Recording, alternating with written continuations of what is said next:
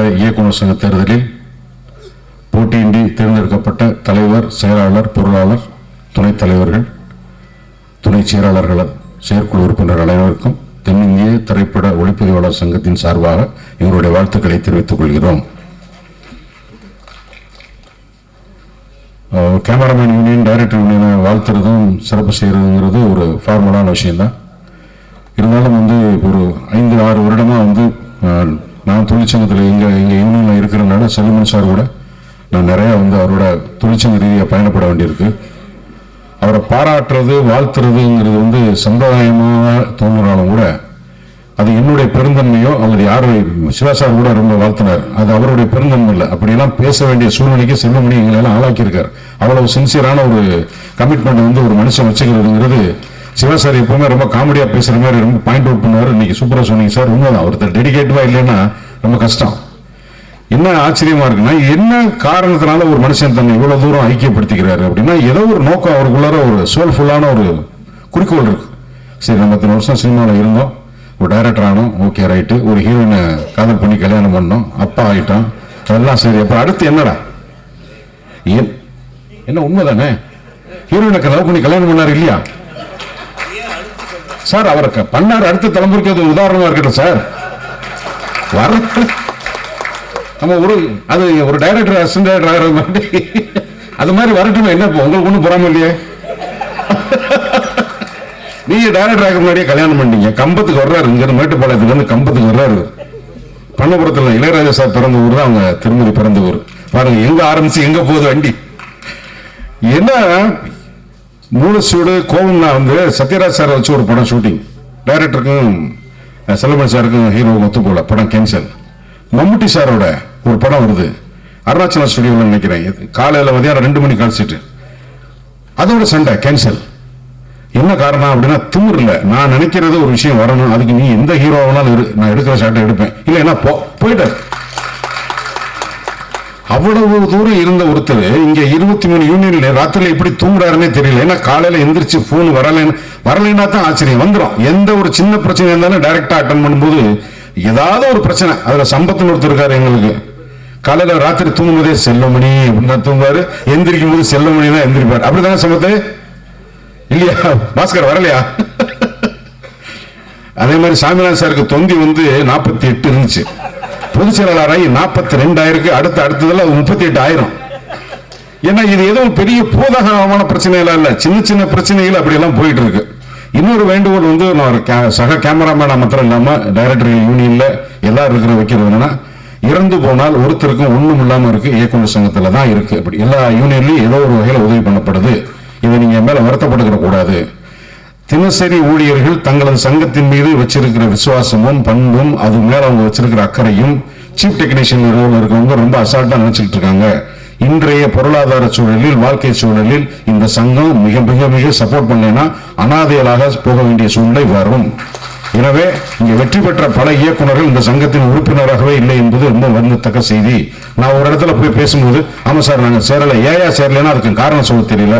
செயற்குழு இந்த நம்பியை விட்டீங்கன்னா போய் நோண்டி எடுத்துருவான், அவன் ஒரு ஆளை ஒப்படைச்சிட்டீங்கன்னா போதும், போய் எலி தோட்டுக்குள்ள போனா கூட அதை எப்படியாவது பிடிச்சி கொண்டு வந்து சேர்த்துருவான். அதை கொண்டு வந்து சேர்ந்து வணிக ரீதியாக வெற்றி பெற்ற இயக்குநர்கள் தங்களுக்கு பின்னாடி வர அந்த சங்கத்து உறுப்பினர்களுக்கு மரணம் அடைந்தாலோ ஏதாவது ஒரு வகையில குடும்பத்துக்கு உதவி பண்ற மாதிரியான ஒரு ஃபண்டை நீங்க ரைஸ் பண்ணணும். அதுதான் முக்கியமான வேலையை நாங்க வைக்கிறோம். அதை நாங்க இப்ப செஞ்சுட்டு இருக்கோம். கேமராமேன் யூனியன்ல செஞ்சுட்டு இருக்கோம். ஒருத்தர் உயிரோட இருக்கும் போதே 1.5 லட்சம் ரூபாய், 75 வயசு ஆயிடுச்சுன்னா 1.5 லட்சம் ரூபாய் கொடுத்துறோம். 50,000 ஒரு ஈமச்சடங்குன்னு வச்சிருக்கோம். இப்படி நாங்க ஒரு வேலையை பண்ணியிருக்கோம். நம்ம தயாரிப்பு உதவியாளர் சங்கம் மாதிரி 8 லட்சம் 10 லட்சம் எல்லாம் கொடுக்கறது நம்ம ஒத்தாது. அது அவங்க 600 1000 ரூபாய்க்கு ஆரம்பிச்சதுல முன்னாடி 82 83 ப்ரொடக்ஷன் அசிஸ்டன்ஸ் யாராவது இறந்துட்டாங்கன்னா ஏவிஎம்ல எடிட்டிங் பண்ணுவாங்க. எவ்வளோட காசு வச்சிருக்க, நீ எவ்வளவு காசு வச்சிருக்க, நீ எவ்வளவு காசு வச்சிருக்க, காக்கா கூடி கரைந்து கூப்பிடுற மாதிரி அந்த தினசரி ஊழியர்கள் தங்களுடைய சக தோழன் இறந்துட்டாங்கன்னா அந்த ஈமச்சடங்கு காசு இருக்காதுன்னு தெரிஞ்சு உடனே அவங்க காசு சேர்ப்பாங்க. அதனால இன்னைக்கு அவங்க 8 லட்சம் 10 லட்சம் ரிட்டைர்மெண்ட் கொடுக்குறாங்க. சினிமாங்கிற நிரந்தரமற்ற ஒரு தொழில வரணும்னா நம்ம இயக்குநர் சங்கம் அவசியமாக அதை மனதில் கொண்டு செயல்பட வேண்டும் என்று கேட்டுக்கொண்டு வாய்ப்புக்கு நன்றி பாராட்ட.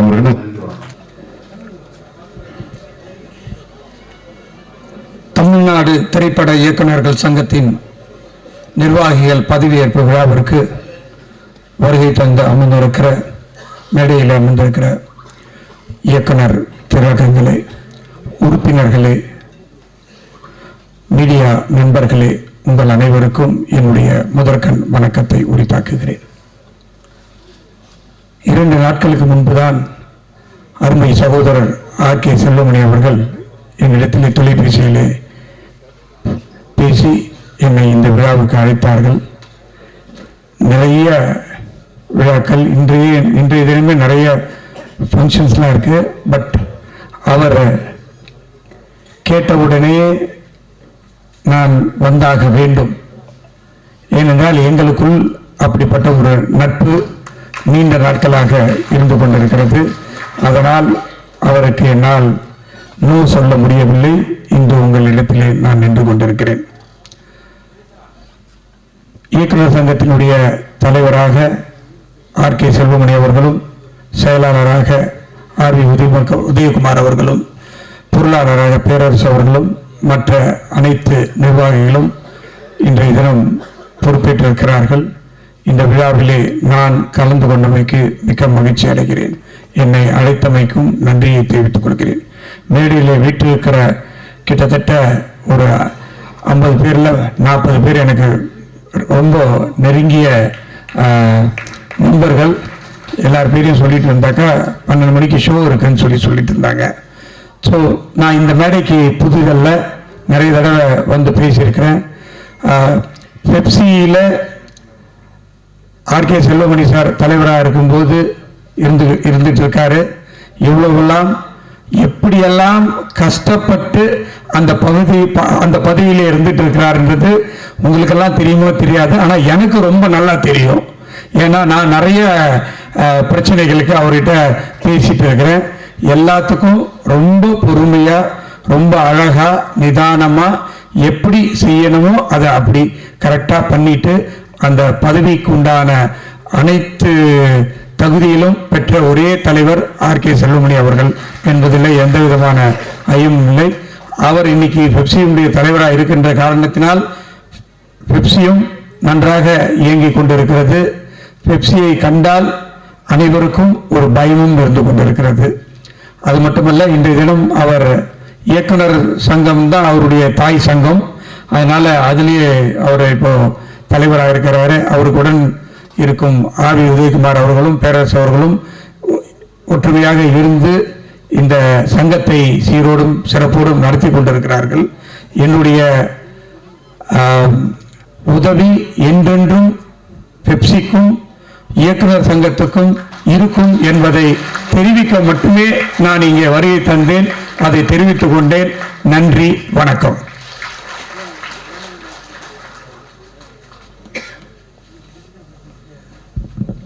ரொம்ப நன்றி சார்.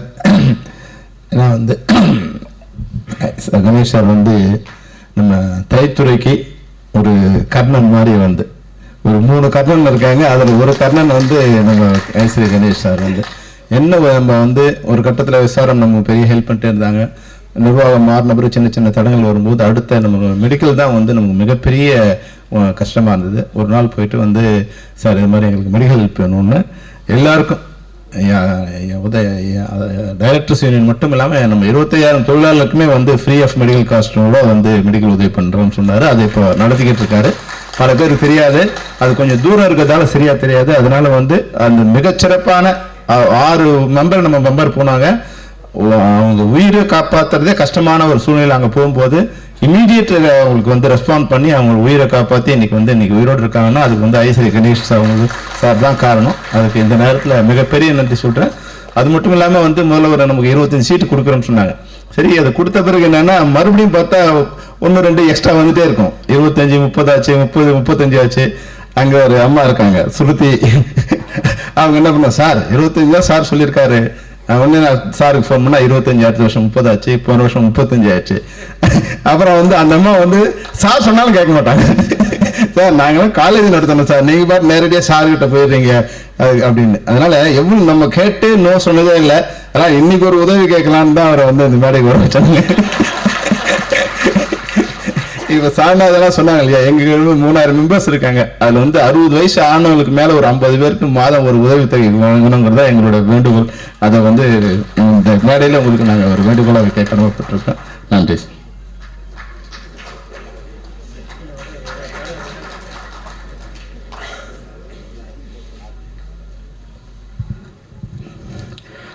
நடிகர் சங்கத்துக்கு கிட்டத்தட்ட ஒரு 20 வருஷமா 500 பேருக்கு கொடுத்துட்டு இருக்கேன். டான்சர்ஸ் யூனியனுக்கும் ஒரு 75 பேருக்கு கொடுத்துட்டு இருக்கேன்னு நினைக்கிறேன். ஸோ இயக்குனர் சங்கத்திலையும் கேட்டுட்டாங்க, நிச்சயமா நான் தந்துடுறேன். அனைவருக்கும் அன்பு வணக்கம். ஸ்ரீ ரங்கநாதன் அவர்களின் கட்டளைப்படி சில வார்த்தைகள் மட்டும் சொல்லுகிறேன். ஆர்.கே. செல்வமணி அவர்களை பற்றியோ ஆர்.வி. உதயகுமார் அவர்களை பற்றியோ போர் முரசு பேரரசு அவர்களை பற்றியோ நான் மற்ற வெற்றியாளர்களை பற்றியோ நான் வாழ்த்து சொல்வது என்னையே நானே வாழ்த்துகிற மாதிரி.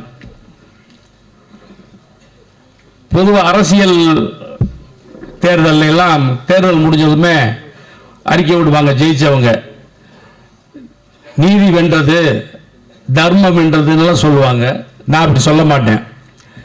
நேற்று நடந்த இயக்குநர்கள் சங்க தேர்தலில் உண்மை வென்றிருக்கிறது, உண்மையாக உழைப்பவர்கள் வென்றிருக்கிறார்கள். செல்வமணியை பற்றி சொன்னாங்க, எல்லாம் நிறைய பேர் சொன்னாங்க அவர் நிம்மதி இல்லாமல் ஆக்கிடுறாங்க, காலையிலிருந்து இரவு வரைக்கும் போனு அப்படின்னு. அவர் அதை பற்றியெல்லாம் கவலைப்படுறவர் இல்லை. நான் நிம்மதியாக இருந்தாலும் பரவாயில்ல, தொழிலாளர்களின் குடும்பங்கள் நிம்மதியாக இருந்தால் எனக்கு போதும் அப்படின்னு நினைக்கிறவர் தான் செல்வமணி அவர்கள். அதுக்கு உதாரணம் கொஞ்ச நேரத்துக்கு முன்னே ஐஸ்வரி கணேஷ் அவர்கள்ட்ட அவரை வச்ச வேண்டுகோள். அது ஒரு பழமொழி சொல்லுவாங்க, அரைக்கிறவன் அரைச்சா அடுப்பு சாம்பல் கூட மருந்தாயிடுமா. அது மாதிரி அந்த பழமொழி யாருக்கு பொருந்தோ இல்லையோ செல்வமணிக்கு பொருந்தும். அவர் நினைச்சா பாறையில் கூட பயிர் விளைவிக்க முடியும். அப்படிப்பட்ட ஆற்றல் மிக்கவர். உங்களுக்கு இயக்குநர் சங்க தலைவராக வந்திருக்காரு, பெப்பிஸ் தலைவராகவும் இருக்காரு. அவர் சங்கத்தில் இருக்கும் வரை தொழிலாளர்கள் மகிழ்ச்சியாக நிம்மதியாக, இயக்குநர் சங்க உறுப்பினர்கள் நலமாக பாதுகாப்பாக இருப்பார்கள் என்பது மட்டும் உறுதி. நன்றி. இங்க இன்னைக்கு ஒரு சிறிய நோட்டீஸில் வந்த நம்முடைய சீஃப் கெஸ்ட் எல்லாருக்கும் என்னுடைய நன்றியை நான் தெரிவித்துக் கொள்கிறேன். போட்டி இல்லாமல் எங்கள் மீது நம்பிக்கை வைத்து எங்களை தேர்ந்தெடுத்த அத்தனை பேருக்கும் நன்றி. போட்டியோட வந்தா நம்ம ஒரு போட்டி என்னை பொறுத்த வரைக்கும் எப்பவுமே சொல்லுவேன் நான், நம்ம சினிமாவில் நம்ம ஒரு டைரக்டர் போட்டி போடலாம். நம்ம படம் நல்லா இருக்கா, உங்க படம் நல்லா இருக்கா, பெட்டரா பண்றதுக்கு வேணா போட்டி போடலாம். நமக்குள்ள போட்டி இருக்கக்கூடாதுன்றது தான் என்னுடைய கருத்து. ஏன்னா நம்ம எல்லாருமே ஒண்ணுதான், நம்ம தப்பு என்ன நம்ம ரைட் என்னன்னு சொல்லிடுவோம். ஆனா இப்ப என்னன்னா, இப்படி நீங்க தேர்ந்தெடுத்ததால இப்ப பொறுப்பு அதிகமாயிடுச்சு. ஏன்னா நீங்க நம்பிக்கை வச்சு தேர்ந்தெடுத்திருக்கீங்க, அப்ப பொறுப்பு அதிகமாயிடுச்சு. எப்பவுமே என்கிட்ட செல்வமணி அவர்களும் உதயகுமார் அவர்களும் பேரரசு அவர்களுக்கும் என்ன செய்யணும் எப்படி செய்யணும் அப்படின்னு சொல்லுவாங்க. அதே மாதிரி விக்ரமன் இந்தந்த இடத்துக்கு நம்ம போகிறோம், நீங்கள் வரீங்க, இப்படி நம்ம கேட்குறோம், இப்படி பண்ணுறோம் அப்படின்வாங்க. ஸோ நம்ம என்ன முடியுமோ, இப்போ 4 பேர் இருக்கோம், அதே மாதிரி ரவிக்குமார் இருக்கார். கண்டிப்பாக நாங்கள் எல்லாமே உங்களுக்கு துணையாக இருப்போம். அதுவும் துணை இயக்குனருக்கு கண்டிப்பாக ஒரு நம்ம என்ன செய்யணுமோ அதை செய்வோன்றதை நான் இந்த மேடையில் சொல்கிறேன். ஏன்னா என்னை பொறுத்த வரைக்கும் நான் இல்லைனா கூட யாரும் சொல்லனா கூட என்னால் முடிஞ்சது நான் செய்கிறேன், நான் வெளியே சொல்ல மாட்டேன். அதனால் உங்களுக்கு என்ன உதவி வேணுமோ என்ன வேணுமோ எப்போ வேணால் நீங்கள் வரலாம் கேட்கலாம்ன்றதை நான் பல தடவை சொல்லியிருக்கிறேன். ஸோ இந்த பொறுப்பை நம்மக்கிட்ட கொடுத்ததால நாங்கள் நிறைய ஜாக்கிரதையாக நிறைய செய்ய வேண்டியது இருக்குது. ஸோ எல்லாருக்கும் செய்யணும்னு நினைக்கிறோம். மற்றபடி நீங்கள் எல்லாமே நிச்சயமாக எல்லா லாங்குவேஜும் பண்ணுங்க. நிறைய வாட்டி சொல்லியிருக்கேன் நான், நிறைய லாங்குவேஜ் பண்ணுங்கள். எல்லா லாங்குவேஜ்லேயும் நீங்கள் அசிஸ்டன்ட் டைரக்டராக மற்ற மொழியிலையும் நீங்கள் போய் சேரணும் பண்ணணும் அப்படின்றத தெரிஞ்சுக்கோங்க. இது south Indian film director association அப்படின்றதுல தான் தமிழ் இயக்குனர் சங்கமும் இருக்குது. அதனால் ஹெசிடேட் பண்ணாதீங்க. நான்லாம் அப்படி பண்ணதால தான் தெலுங்கு, கன்னடம், ஹிந்தி எல்லாம் பண்ணுறதுக்கு முயற்சி பண்ணேன். அப்படி தான் பண்ணுறேன். அதனால் மொழி அப்படின்றத நீங்கள் பொதுவாக சினிமாவுக்கு ஒரு தனி மொழி, அந்த மொழியில் ஒர்க் பண்ணுங்கள். நிச்சயம் உங்களுக்கு வேலை கிடைக்கும். நன்றி. கடைசி விக்கெட் வந்திருக்கேன். அனைவருக்கும் வணக்கம். அதாவது நம்ம படிக்கும்போது நமக்கு தெரியும், நம்ம கூட படிக்கிற ஸ்டூடெண்ட்டோ இல்லை நாமளே கூட கண்டிப்பாக பாஸ் ஆயிடுவோம் அப்படின்னு தெரியும். அதே மாதிரி தான் இந்த அணி நிற்கும் போது பாஸ் ஆயிடுவோம்னு எனக்கு நல்லா தெரியும், எல்லாருமே ஜெயிச்சிருவாங்கன்னு தெரியும். ஆனால் இப்போ டிஸ்டிங்ஷனில் பாஸ் ஆகிருக்காங்க, அதுதான் ரொம்ப முக்கியம். அது வந்து எல்லார் மேலேயும் வைத்திருக்கிற ஒரு நம்பிக்கை. இதில் வந்து இப்போ நம்ம சில பேர் 4 பேர் தனியாக நின்றுருக்காங்க, அதை நம்ம எதிரியாக பார்க்க வேண்டாம். நம்ம வந்து டிஸ்கஷனில் இப்போ நான் டைரக்டர், என் அசிஸ்டன்ட்ஸ் ஏதாவது வந்து என்கிட்ட சண்டை போடுவாங்க, சார் இப்படி வச்சுக்கலாம் அப்படி வச்சுக்கலாம்பாங்க. அப்போ நமக்குள்ளே எதுவும் கோவப்படுறதில்ல, நீ வெளியில் போயான்னு சொல்கிறதில்ல, அவங்க நம்மளை விட்டு வெளியில் போகிறதில்ல. அதுக்கப்புறம் கூட நம்ம வந்து அந்த படத்தில் ட்ராவல் பண்ணுவோம், நம்ம ஃபுல் படத்தில் அவங்க ஒர்க் பண்ணுவாங்க. அந்த மாதிரி நினச்சிக்கலாம். இனிமேல் வரக்கூடிய காலங்களில் அதை கூட நம்ம தவிர்த்திடலாம். ஏன்னா நம்ம சங்கத்துக்கு தேவையில்லாத ஒரு செலவுகள் இருக்குது, அதெல்லாம் தவிர்க்கலாம். அனைவருக்கும் இந்த வாக்களித்து இந்த நம்ம மெம்பர்ஸ் அனைவரையும் தேர்ந்தெடுத்த அனைவருக்கும் எனது நன்றி. இப்போ வந்து எல்லாருமே இந்த சீனியர் மெம்பர்ஸுக்கெல்லாம் ஹெல்ப் பண்ணணும் அப்படின்னு சொன்னாங்க. நான் இப்போ செல்வமணி அவர்களை கேட்டுக்கிறேன், நிச்சயமாக நீங்கள் வந்து ஒரு பிரம்மாண்டமான ஒரு விழா மறுபடியும் நடத்தி அதில் ஒரு பெரிய ஃபண்டு கலெக்ட் பண்ணி நம்ம சங்க உறுப்பினர்களுக்கு என்னெல்லாம் செய்யணுமோ அதை செய்யுங்க. நாங்கள்லாம் உறுதுணையாக இருப்போம். மறுபடியும் சொல்கிறேன், நீங்கள் ஸ்கூலுக்கோ காலேஜுக்கோ எங்கள் மருத்துவ உதவி யார்ட்டையாவது கேட்குறதா இருந்தால் கூட நான் கூப்பிடுங்க, நான் அவசியம் வரேன். எனக்கு முந்தி மாதிரி இப்போ ஹெல்த் சரியில்லை, இருந்தாலும் நீங்கள் எப்போ கூப்பிட்டாலும் நான் வரேன். இந்த சங்கம் என்னால். அனைவருக்கும் வணக்கம்.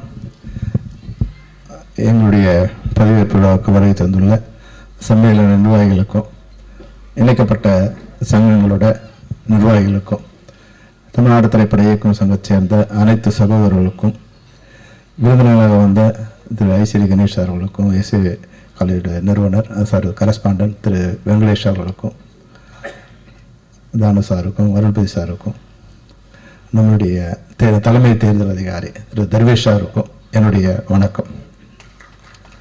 ரொம்ப சுருக்கமாக நான் சொல்கிறேன், ஏன்னா வந்து இன்னும் கொஞ்ச நேரத்தில் கவனத்தற்ற ஒரு ஆளுங்க வந்து நிற்பார். சுருக்கம் எல்லாருக்கும் நன்றி. மிக சிறப்பாக நாங்கள் எங்களோட பணியை பண்ணோம்.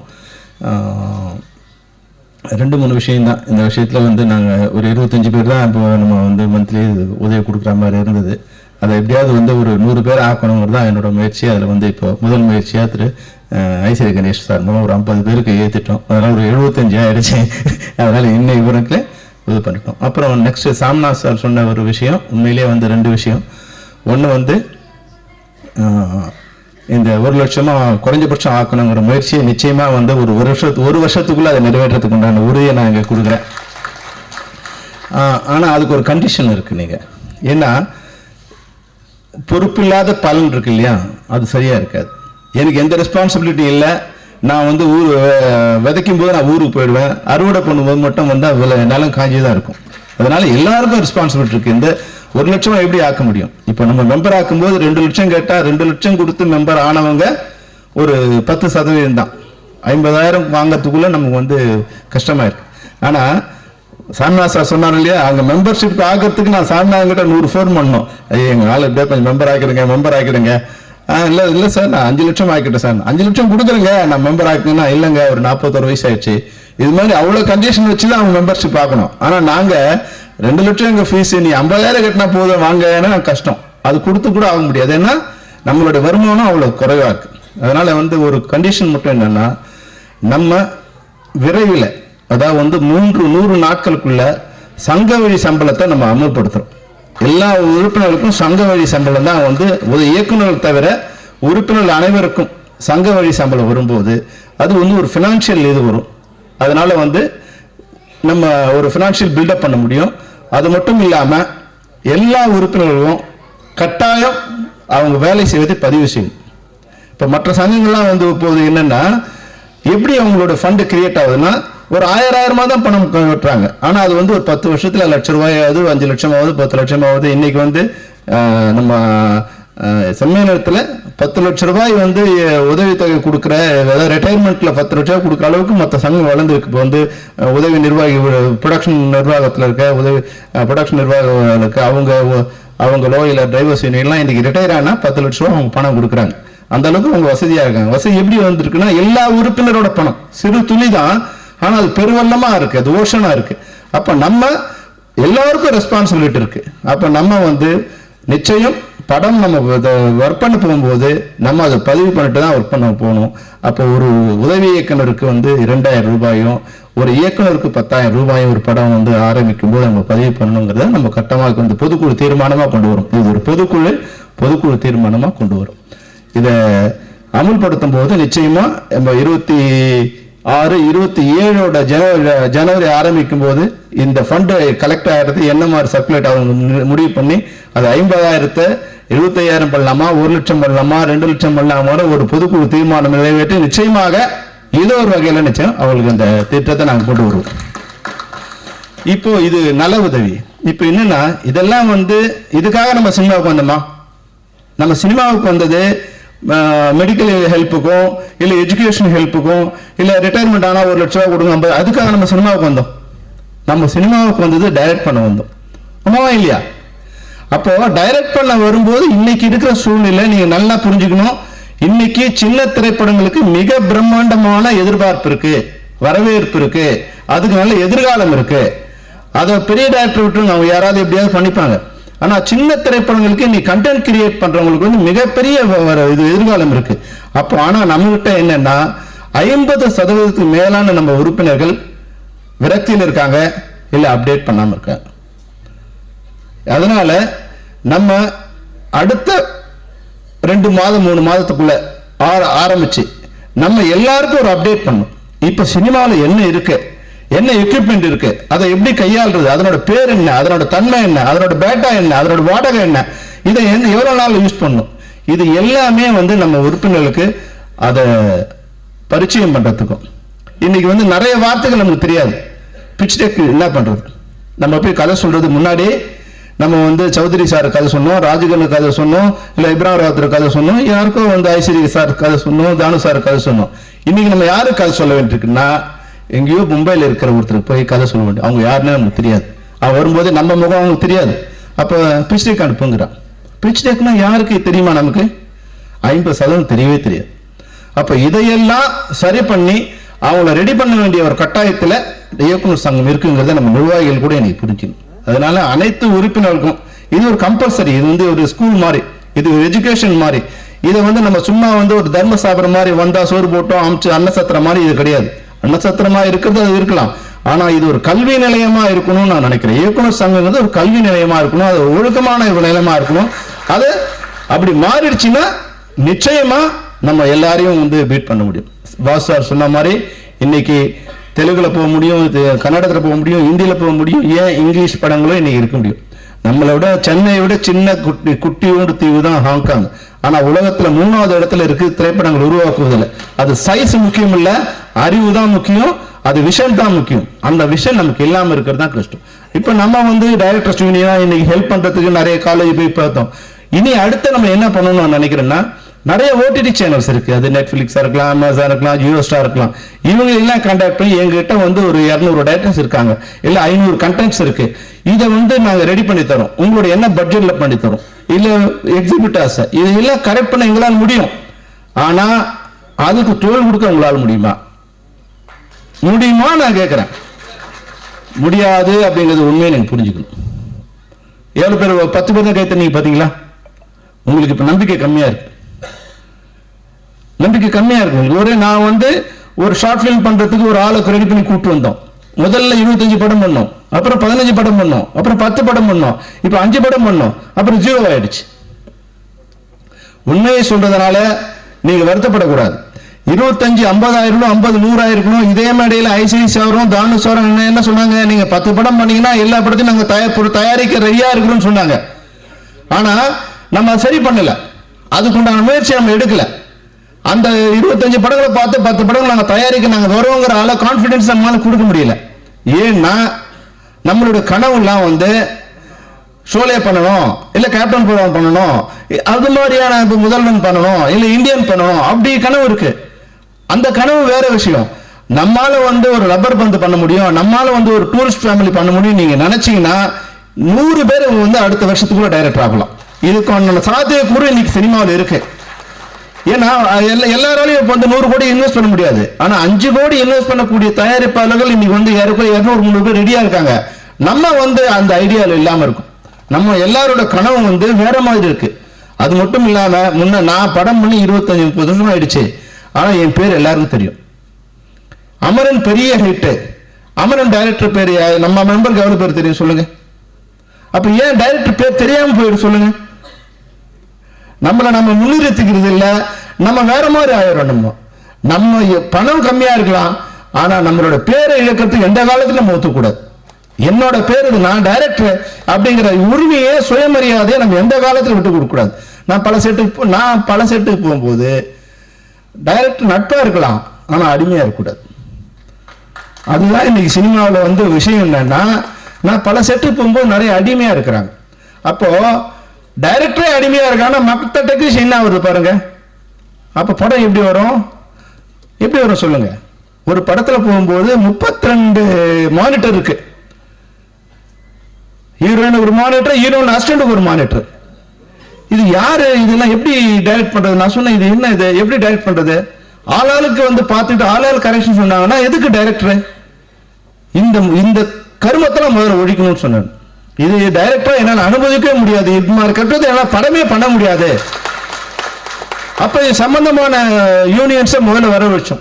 சார் என்ன சார் இது, கேமராமேன் கூப்பிட்டோம், காதிராஜா வந்திருக்காரு, அவங்க யூனியன் கூப்பிட்டோம். என்ன சார் அவங்க சொன்னாங்க, சார் எங்களுக்கும் தொந்தரவா இருக்கு சார். அப்ப யாரெல்லாம் இதெல்லாம் விரும்புறது?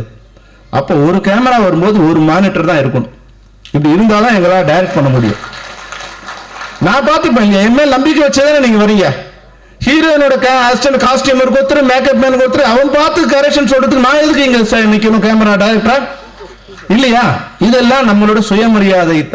இந்த சுயமரியாதை நீங்க இழக்கும் போது ஆட்டோமேட்டிக்கா மற்றவங்க அந்த இனத்துக்கு உண்டான மரியாதையே போயிடுது.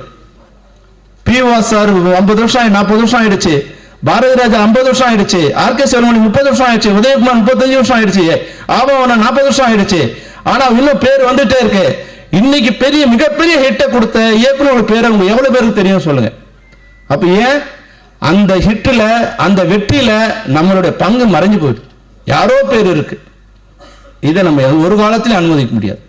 இதுதான் நான் எனக்கு தோணுன விஷயம். இப்ப நான் படம் பண்ணணும்னு போகும்போது நிறைய விஷயங்கள் நான் கத்துக்கிறேன், நானே கத்துக்கிறேன். இப்போ சிவா சார் சொன்னார் இல்லையா, படம் பண்ண சொல்லி என்ன சொன்னாரு, அவர் எல்லாம் ரெடி ஆயிடுச்சு. ஒரு கதையை அடுத்த போகும்போது எவ்வளவு விஷயங்கள் இருக்குன்னா எனக்கே அவமானமா இருக்கு. எனக்கு தெரியாத விஷயங்களே இன்னும் 50% இருக்கு. நான் எனக்கு தெரியலங்கிறதுக்கு நான் வருத்தப்பட மாட்டேன், வெக்கப்பட மாட்டேன். ஆனா தெரிஞ்சுக்காமலே இருக்கிறது தான் முட்டாள்தனம். தெரிஞ்சுக்கணும், தெரிஞ்சுக்காம இருக்கக்கூடாது. தெரியல, எனக்கு தெரியலங்கிறத தெரியலன்னு சொல்லுவோம். ஆமா சார் எனக்கு மைனஸா இருக்கு. அப்போ நான் என் கேமராமேனை கூப்பிடுறேன், இதெல்லாம் என்ன விஷயம், இது எப்படி பண்றது, ஆர்ட் டைரக்டர் கூப்பிடுறேன். அப்போ ஒரு கேமராமேன், ஒரு நல்ல ஆர்ட் டைரக்டர், ஒரு நல்ல டைரக்டர், ஒரு நல்ல ரைட்டர், நம்மளே வந்து நம்ம கதையை கொண்டு போய் டைரக்ட் பண்ணுங்கிற முதல்ல அந்த முட்டாள்தனை விடுங்க. முதல்ல நம்மளே பண்ணும்போது அது நிச்சயமா நீங்க பண்ணலாம், நான் பண்ண வேணாம்னு சொல்லல, உங்க கதையை நீங்க பண்ணுங்க. ஆனா இன்னொருத்தர் கதாசிரியர் இருக்கும்போது அதுல நல்ல விஷயங்களை நம்மளால போராடி வாங்க முடியுது. குறைஞ்சபட்சம் வந்து வசனம் எழுதுறதுக்கோ திரைக்கதை எழுதுறதுக்கோ ஒருத்தர் நம்ம ஒரு ஐடியா வச்சிருக்கோம். அந்த ஐடியாவை நானே பண்ணும்போது நிச்சயமா அது வந்து இதுவாயில்லை. ஆனா இங்க என்ன ஆயிடுச்சுன்னா, கதை, திரைக்கதை, வசனம், டைரக்ஷன் பண்ணாதான் டைரக்டர் ஆகிடும். ஒருத்தர்கிட்ட இப்ப கதை சொன்ன உடனே இப்ப வர பிரச்சனைலாம் வந்து ஒருத்தர் டைரக்ட் பண்ண விட்டாங்க. என்ன சரியா இவர் என்ன சார் பண்ணணும், என்ன தெரியும் இருக்கு. அப்புறம் 10 நாள் ஆன பிறகு ஒரு சார் டைரக்டரை மாற்றணும். ஏன்னா அவர் ஒன்றும் தெரியல. ஏன் கொடுத்த சான்ஸ், ஏன் கொடுத்த சார் கதை நல்லா இருந்திருக்கு. இந்த சினிமாவில் எவ்வளோ முட்டாள்தனம் பாருங்க. கதை நல்லா இருக்குங்கிறதுக்காக ஒருத்தருக்கு டைரக்ஷன் சான்ஸ் கொடுக்கறது இது சரியான விஷயமா? கதை நல்லா இருக்குன்னா கதையை வாங்க, அவன் டைரக்ஷன் பண்ண தெரியுமான்னு சொல்லு, இல்லை அவன் ஒர்க் பண்ணான்னு கேள்வி. என்ன தெரியும், எதுவுமே தெரியாம வராங்க. இதுதான் இன்னைக்கு தமிழ் சினிமா விழுந்துட்டே வர்றது காரணம். வண்டி ஓட்ட தெரியாதவங்கிட்ட வண்டி கொடுக்குமா? ஒரு வண்டியை வாங்குறோம், வந்து கோடி ரூபாய் போட்டு வண்டியை வாங்குறோம், அது எவ்வளவு வந்திருக்கு, உனக்கு எவ்வளவு எக்ஸ்பீரியன்ஸ், நீ லைசன்ஸ் எடுத்து எவ்வளவு நாள் ஆச்சு, அதெல்லாம் பாக்குறோம். 1 கோடி ரூபாய் ஒரு 10-20 லட்சம் போட்டு வண்டிக்கு. ஆனா பல கோடி போட்டு படம் எடுக்கிற ஒரு தயாரிப்பாளர் ஒரு கதை சொன்ன உடனே அவங்கள டைரக்டர் ஆக்கிறது இருக்கு இல்லையா, இது சரியான விஷயமா இருக்காது. நான் கதை சொன்னவங்க டைரக்ட் பண்ணுங்க, உங்க கதையை நீங்களே டைரக்ட் பண்ணீங்க, நான் வேணான்னு சொல்லல. ஆனா கதை சொல்வதே டைரக்ஷன் பண்ணுவதற்கு ஒரு பேசிக்கான குவாலிஃபிகேஷன் நினைச்சீங்கன்னா அது அறிவற்றத்தனம், அது சரியான விஷயம் கிடையாது. இதுதான் நான் இந்த நேரத்தில் ஏன் தமிழ் சினிமா மற்ற சினிமாவெல்லாம் பார்க்கும்போது அங்கே நிறைய ரைட்டர்ஸ் இருக்காங்க, நிறைய மூளைகள் வேலை செய்யுது. இங்கே வரும்போது ஒரு ஒரு நம்ம ஒரு கதை சொல்லி டைரக்ட் பண்ணிடணும். நிறைய பேர்கிட்ட கதை வச்சிருக்காங்க, நிறைய பேர் கதை போகுது, இவங்கலாம் யாரு நான் அப்படி செட் பண்ணும்போது அதெல்லாம் சரியா இல்லாமல் இருக்கு. அப்போ நம்ம இயக்குனர்கள் நீங்க உங்க 2 விஷயத்துல அப்டேட் பண்ணீங்க. அதுக்கு உண்டான எல்லா விஷயத்தையும் இயக்குனர் சங்கம் தயார் செய்து தரும். இந்த உறுதிமொழியை நாங்கள் உங்களை டைரக்டர் ஆகிறதுக்கு உண்டான அனைத்து விதங்களும் நாங்கள் வந்து என்னென்னலாம் வேணுமோ அதையெல்லாம் நாங்கள் வந்து ஒரு 10 லேப்டாப் வேணுமா நம்ம ரெடி பண்ணி கொடுக்குறோம், கம்ப்யூட்டர்ஸ் வேணுமா ரெடி பண்ணி கொடுக்குறோம். அதுக்கு உண்டான என்ன விஷயம் எடிட்டிங் வேணுமா இல்லை வந்து என்ன வேணும் அது எல்லாத்தையும் ரெடி பண்ணி தரோம். ஆனா இதெல்லாம் வேணும்ன்ற அளவுக்கு நீங்க சொல்லணும். அது மட்டும் இல்லாம மாசத்துல ஒரு நாள் ஒரு கிளாஸ், அதாவது முழு நேரம் காலையில 10 மணி ஆரம்பிச்சு 6 மணி வரைக்கும் கிளாஸ் எடுப்போம். அந்த கிளாஸ்ல வந்து இஷ்டத்துக்கு நீ வர முடியாது. முதல்ல ரெஜிஸ்டர் பண்ணிட்டு எவ்வளவு பேர் இருக்காங்க அவங்களுக்கு உணவுல இருந்து எல்லாத்தையும் நம்ம சரி பண்ணி இயக்குனர் சங்கமே ரெடி பண்ணி தரும். ஒரு நாள் அவங்களுக்கு கிளாஸ் எடுத்து அவங்க வந்து ஏதோ 10 மணிக்கு வரோம் 11 மணிக்கு போறோம் நினைச்சா வரோம் அப்படின்லாம் இல்லை. அடுத்த மாசம் கிளாஸுக்கு இப்பெல்லாம் யாரெல்லாம் ரெஜிஸ்டர் பண்ணிக்க நீங்க ரெஜிஸ்டர் பண்ணிக்கிட்டு அதுக்கு உண்டான வேலையை பண்ணு. அப்புறம் சாமிநாத் சொன்னாரு சார் 6:30 மணிக்கு முடிச்சிருங்க. நிச்சயமா 6 மணிக்கு முடிக்க ட்ரை பண்றோம். ஆனா 9 மணிக்கு ஆரம்பிக்கிறது எங்களால் முடியலையே. 9 மணிக்கு ஆரம்பிக்க எங்களால் முடியல. தயவு செய்து ராம்நாத் சார் வந்து அவங்க மேனேஜர்களுக்கு சொல்லி அவங்க தயாரிப்பாளர் சொல்லி எப்படியாவது நீங்க 9 மணிக்கு எங்களை படத்துக்கு ஒரு ஷார்ட் எடுக்கிறதுக்கு ஆரம்பிச்சு கொடுத்துட்டீங்கன்னா நாங்க 6 மணிக்கு முடிச்சிடுறோம். அதனால ஆனால் நீங்க அதுக்காக இழுத்துட்டே இருக்காதுங்க. டெய்லி இதே இதுவாக்கு 6:25 6:40 ஆன உடனே double call sheet 1 call sheet ஆயிடுது. அப்போ வந்து மேனேஜருக்கும் அவங்களுக்கும் சண்டை. அதனால நாங்க முடிச்சிடும். சாமிநாத் சார் சொன்னதை நாங்க நிச்சயமா கணக்கில் வச்சுக்கிறோம். சாமிநாத் நீங்க கவலைப்படாதீங்க. ஏன்னா இன்னும் யாரும் நாங்கள் சால்வ் பண்ண அனுமதிக்கல. ஏன்னா சாமிநாதன் சம்மேளனம் சார்பாக வந்து சால்வ் பண்ணாம மற்ற யாராவது சால்வ் போட்டா 2 ஆக்கிடுவாரு. அதனால நான் வந்து இவர்கிட்ட சொன்னேன், அப்பா இருப்பா முதல்ல வந்து இது போட்டோம். அடுத்து நம்முடைய தலைமை தேர்தல் அதிகாரி வந்து ஒரு வார்த்தை பேசின பிறகு நீங்க இவ்வளவு நாள் காத்திருந்தீங்க. அதனால தயவு செய்து ஒரு கசகசன்னு இல்லாம நாங்க எல்லாரோடும் சேர்ந்து ஒரு சங்கமா சேர்ந்து எல்லாரோடும் ஒரு நல்ல போட்டோஸ் எடுக்கணும்னு விருப்பப்படுறோம். அதனால அழைக்கிறவங்க மட்டும் மேல வந்து அந்த உங்களுடைய சால்வை பத்தி எல்லாரோடும் ஒரு நல்ல போட்டோ எடுக்கணும் விருப்பப்படுறோம். அது கசகசன்னு இல்லாம.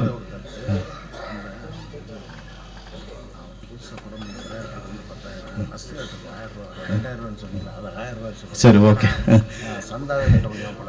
பணம் பண்ணாங்கன்னு கட்ட போறாங்க. சரி ஓகே சார். இப்போ இன்னொரு விஷயம், இப்போ நம்ம அப்டேட்டுக்கான முதல் விஷயத்தை நாங்கள் ஸ்டார்ட் பண்ணிட்டோம். நீங்க வந்து எப்படி வந்து ஐடி கம்பெனி போகும்போது உங்களுக்கு ஃபேஸ் போன உடனே அட்டண்டன்ஸ் போடுவோம், அது மாதிரி பயோமெட்ரிக்கை நம்ம எல்லாருடைய பயோமெட்ரிக் எடுக்கிறதுக்கு உண்டான ஒர்க்கை எனக்கு ஆரம்பிச்சிருக்கோம். யாரெல்லாம் அந்த கேமரா முன்னாடி பயோமெட்ரிக் கொடுத்தீங்களோ அவங்களாம் பயோமெட்ரிக் வாங்கி அவங்க எல்லாருக்கும் அட்டண்டன்ஸ் கார்டு கொடுத்துருக்கோம். நீங்கள் போனோடனே எவ்வளோ நாள் ஒர்க் பண்ணீங்க எவ்வளோ நேரம் ஒர்க் பண்ணீங்க அப்படிங்கிறது எல்லாம் சரி பண்ணிட்டு த்ரூ சங்கம் மூலமாக உங்கள் சம்பளம் நீங்கள் டெய்லி வேஜஸாக இருந்தால் உங்களோட சம்பளம் சனிக்கிழமையான உங்கள் அக்கௌண்ட்டுக்கு வந்து சேர்ந்துடும். மாத சம்பளம் வாங்குறவங்க வந்து 5ஆம் தேதிக்குள்ளே உங்கள் சம்பளம் உங்கள் அக்கௌண்ட்டுக்கு சேர்ந்துடும். அக்ரிமெண்ட்ல ஒர்க் பண்றவங்க வந்து அவங்க அக்ரிமெண்ட் படி அந்த ஷூட்டிங் ஆரம்பிக்கிறதுக்கு முன்னாடி உங்க சம்பளம் உங்களுக்கு சேர்ந்துடும். அப்படி இல்லாம அவங்க ஷூட்டிங் ஆரம்பிக்க முடியாது.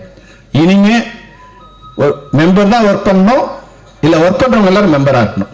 இதுதான் வந்து நடக்க போகுது. இது இனிமே யாரும் எந்த விதமான அட்ஜஸ்ட்மெண்ட்டும் நாங்க பண்ண முடியாது. அதுக்கு இப்போ நம்ம சம்மேளனத்தை இணைக்கப்பட்ட அனைத்து சமூகங்களும் இருக்கீங்க. டைரக்டர் இல்லாம நான் மெம்பரா நீங்க ஒர்க் பண்ணீங்கன்னா நாங்க அவங்களோட ஒர்க் பண்ண மாட்டோம். இதை வந்து நாங்க உங்களுக்கு கண்டிஷனா சொல்றோம். நீங்க ஒன்று மெம்பர் நாங்க யாருக்காக நாங்க தான் டைரக்ட் பண்ண சொல்ல, நீங்க எல்லாரும் இது பண்ணலாம். ஆனா அவங்க உறுப்பினர் ஆன பிறகு அவங்களுக்கு தொழில் ஒத்துழைப்பை கொடுக்கணும். உறுப்பினர் ஆகாம யாருக்கும் தொழில் ஒத்துழைப்பை கொடுக்கக்கூடாது. அப்போ எங்களுடைய இது வந்து செட் ஆகிடும். அப்புறம் வந்து நம்ம உதவி இயக்குநருக்கு வந்து படம் பதிவு பண்ணும்போது 2000ங்கிறத வந்து 1000 குறைங்கன்னு சொன்னாரு. சரி ஆரம்பிக்கும் போது ஏன் அவங்களுக்கு 1000 ரூபாயா பதிவு பண்றது வந்து 1000 ரூபாயா வந்து ஆரம்பிக்கலாங்கிறத வந்து அவருடைய கோரிக்கையை ஏற்றுக்கொள்கிறோம். அது எந்த தினத்திலிருந்து அப்ளை பண்றது நாங்கள் விரைவில் உங்களுக்கு கடிதம் தெரிவிக்கிறோம். நன்றி. எல்லாரும் வந்து எல்லா சங்கத்தை சேர்ந்தவங்க இங்க வந்திருக்கீங்க. அது விக்ரம சார் சொன்னாரு எதிர்த்து போட்டிட்டவங்க, அதெல்லாம் விஷயம் இதெல்லாம் ஒரு விஷயம் இல்லை. ஏன்னா நிறைய விஷயம் நம்ம உதவி வாங்கிட்டு பின்னாடி கை அந்த சாப்பிட்ட கை ஈரம் நனையத்துக்கு முன்னாடி விமர்சனம் பண்ணவங்களாம் இருக்காங்க. அதனால இது ஜனநாயகத்துல வந்து இது சங்க தேவையா, இது எலெக்ஷன் தேவையானாங்க. நான் எங்களை பொறுத்த வரைக்கும் நேற்று வந்து ஒரு 1200 பேரை நாங்கள் பார்த்தோம். நிறைய பேரை வந்து பார்க்காங்கலாம் பார்த்தோம். அதுக்கு ஒரு வாய்ப்பா இந்த இது இருக்கட்டும். அது ஒரு பொதுக்குழு மாதிரி இருந்தது. வந்து எல்லாரையும் பார்த்தோம், விஷ் பண்ணோம், நிறைய பேரை வந்து பேசணும். அதுக்கு பரவாயில்ல. வந்து ஒரு 3 வருஷத்துக்கு ஒரு தடவை அது ஒருத்தர் நிற்கிறாங்களோ அவங்கவுங்க விருப்பம். அதனால எலெக்ஷன் நின்னதுக்காக நாங்கள் யார் மேலேயும் வந்து எந்த கருத்து வேறுபாடு எங்களுக்கு இல்லை. ஆனா என்னன்னா விமர்சனம் வந்து சில நேரங்களில் பண்ணும்போது தவறா இருக்கு. நீங்க யாரையும் ரிஜெக்ட் பண்ணது நிர்வாகம் இல்லை. சார் வந்து தேர்தல் அதிகாரி வந்து அவர்கிட்ட கொஞ்சம் பயம் எனக்கு பேசுறதுக்கு. ஏற்கனவே சொல்லியிருக்கேன் உங்களுக்கு. டான்சர்ஸ் யூனியன் காலமா சொன்னாங்க இல்லையா, இருக்கிற 23 சங்கங்களையும் எங்களால் கண்ட்ரோல் பண்ண முடியாத ஒரு சங்கமா வந்து டான்சர்ஸ் யூனியன் இருந்தது. உயிர் போயிடுச்சு. அது எப்படி சேர்ந்தது? எலெக்ஷன் நடத்த போறேன்னு சொன்னோம். அதுல எலெக்ஷன் நடத்தி பாலசுப்ரமணியன் சார் தான் எலெக்ஷன் ஆஃபீஸர் போட்டோம். அவர் உடனே சரியில்லைன்னு சார் இன்ட்ரோடியூஸ் பண்ணி, சார் இது மாதிரி என் நண்பர் இருக்காருன்னு. சரி சார் சொல்லிட்டோம். சொன்ன உடனே ஒரு சின்ன வார்த்தை ஒன்று இருந்தது. வாட்ஸ்அப்ல சின்ன வார்த்தை நம்ம தெரிஞ்ச வார்த்தை போட்ட உடனே நாளைக்கு எலெக்ஷன் அவர் என்னை கூப்பிட்டு ரிஜெக்ட் பண்ணி விட்டாரு. அவர் நம்ம இது கேன்சல் பண்ணி விட்டாரு. நீ you are unqualified, you are not qualified to contest election. Sir அவங்க வந்து எனக்கு ஃபோன் பண்ணி, சார் இந்த வார்த்தை தான் சார் நான் போட்டேன், அதுக்காக எனக்கு வந்து டிஸ்குவாலிஃபை பண்ணிட்டாரு சார் அப்படின்னு. உடனே நான் ஃபோன் பண்ணேன், சார் இதுன்னு, சார் இந்த வார்த்தைக்கு ஏதோ உங்க யூனியன்கிறதால நான் அவனை மன்னிச்சு விட்டேன். அவனை ஆக்ஷன் எடுத்து 6 மாசம் உள்ள இருக்கணும், பரவாயில்லையான்னு கேட்டார். ஐயோ வேண்டாமா அப்படின்னு நினைச்சேன். அப்போ அடுத்த ஒரு நாள்ல வந்து அந்த யூனியன் அப்படி செட்டரேட் ஆயிடுச்சு. எல்லா வாட்ஸ்அப்பும் கிளீன் ஆயிடுச்சு. அங்க கழிச்சடியான வார்த்தைகள் இல்ல, அநாகரிகமான வார்த்தைகள் இல்ல, அவதூறான பிரச்சாரங்கள் இல்ல, எல்லாம் சுத்தமாயிடுச்சு. அப்போ வந்து ஒரு நடவடிக்கை வந்து கிளியரா இருக்குன்னா அவன் பயத்துல வந்து அது சரியா இருக்கு. இப்போ டான்சர்ஸ் யூனியன்ல எந்த பிரச்சனையும் இல்லை, ஏதோ ஒன்று கச்சாடாவா இருக்கும். அது போல நம்ம சங்கத்துல கூட நான் அவர்கிட்ட பேசுறதுக்கு எனக்கு சுப்புக்கிட்டு தான் சொன்னேன், சார் ஏதாவது இருந்தால் நிக்கட்டும் சார். இல்லை சார் இது பொதுக்குழு. நான் அவர்கிட்ட சொன்னேன், சார் பொதுக்குழு தீர்மானத்தை பார்த்து பொதுக்குழு வீடியோ பார்த்து நீங்கள் முடிவு பண்ணீங்க, ஏன்னா ஒருத்தர் நிற்கக்கூடாதுன்னா அது நம்ம பேரில் கொஞ்சம் கெட்ட பேர் வந்துடும் சார்னு. அதனால யாரோட அப்ளிகேஷன் ரிஜெக்ட் ஆனதுக்கும் எதுக்கும் நிர்வாகம் சம்பந்தம் இல்லை. இது வந்து நீங்க எங்களை குறை சொல்லும் போது எங்களுக்கு ரொம்ப கஷ்டமா இருக்கு. நண்பர்களா இருக்காங்க, நானும் ட்ரை பண்ணேன். அது மேல அவர்கிட்ட பேசின பிறகு நான் அது பதில் சொல்ல முடியல. அது போன எலெக்ஷன்லயும் சரி, இப்போ செந்தில்நாதன் சார் இருக்கும்போது சரி, அதுக்கப்புறம் பாலசுப்ரமணியன் சார் இருக்கும்போது சரி, இப்போ தர்வேஷ் சார் இருக்கும்போது சரி, எதையும் நிர்வாகம் தலையிடுறது இல்லை. ஒன்ஸ் நாங்கள் எலெக்ஷன் அனௌன்ஸ் பண்ணா நான் ஆஃபீஸ்க்குள்ள காலடி வைக்கிறது இல்லை. எதுவாக இருந்தாலும் அவங்களே பண்ணிக்கிட்டோம். அதனால அது எல்லாமே அவங்க தான் பொறுப்பு. ஏன்னா அவர் வந்து ஜட்ஜு, சட்டம் படித்தவர், எல்லா சட்ட நீதிபதிகளுக்கும் தலைவராக இருக்கிற ஒரு சங்கம், அந்த சங்கத்துக்கே தலைவராக இருக்கு, நீதிபதி சங்கத்துக்கே தலைவராக இருக்கிறவர். அவருக்கு நல்லது கெட்டது இல்லையா, நாங்கள் போய் சொல்லி தர போறோம். அதுல வந்து பொது வழியில் வரும்போது என்னன்னா, இனிமே அது மாதிரி செஞ்சாங்கன்னா அவங்களோட தரம் தான் குறையும், சங்கத்தோட தரம் குறையாது. சங்கம் யார் மேலேயும் எதையும் எவ்வளோ தவறு பண்ணியிருக்காங்க, நாங்கள் யாரையும் வந்து தண்டனை கொடுத்ததே இல்லை, அவங்க கூப்பிட்டு வான் பண்ணி விட்டதோடு சரி. அதனால நண்பர்கள் வந்து நண்பர்களாக இருக்க பழகணும், யார் மேலேயும் அவதூறு சொல்லக்கூடாது. அவதூறு இருந்தா இனிமே பழைய சங்கமா இருக்காது. யார் அவதூறு பண்ணாலும் அவங்க சங்கத்தில் இருக்க முடியாது. அவ்வளவுதான் நான் சொல்ல முடியும். இனிமே பழைய சங்கம் கிடையாது. அது சில ரூல்ஸ் நம்ம ஃபாலோ பண்ணணும்னு நினைக்கிறேன். அது தர்வேஷர் தான் எனக்கு வந்து முக்கியமான காரணம்.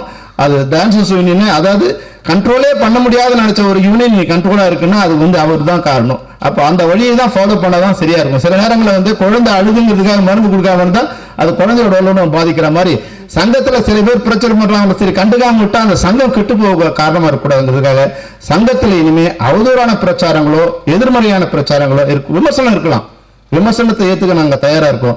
ஆனா உண்மைக்கு மாறான அவதூறுகளை ஏற்றுக்கொள்ள நாங்கள் தயாராக இல்லை. அதுபோல இருப்பவர்கள் இனிமேல் சங்கத்தில் இருக்க முடியாதுங்கிற தான் உண்மை. அதை உங்க எல்லாருக்கும் இந்த நேரத்தில் நான் சொல்லிக்க விரும்புகிறேன்.